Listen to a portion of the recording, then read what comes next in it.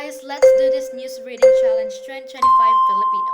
So yes, last year pa siya pero gagamitin ko ngayon for self-training. Magandang araw Pilipinas, magandang araw Mega Manila. Ako si Martian Aliporo, hatid ang pinakahuling balita sa oras na ito. Nag-anunsyo ang Kagawaran ng Edukasyon ng malaking pagbabago sa wikang panturo para sa mga batang mag-aaral.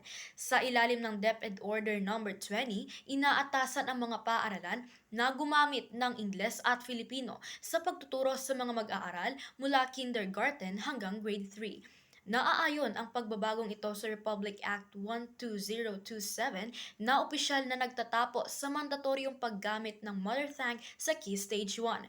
Ayon kay Education Secretary Sonny Angara, English at Filipino ang magsisilbing pangunahing medium ng pagtuturo habang gagamitin naman ang Filipino Sign Language para sa mga bingi at hard of hearing learners.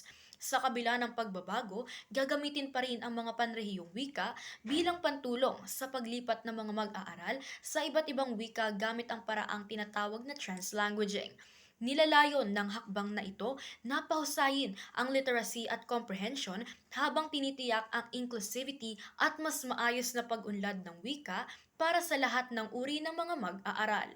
At iyan lamang ang balitang nakalap sa oras na ito. Magandang araw!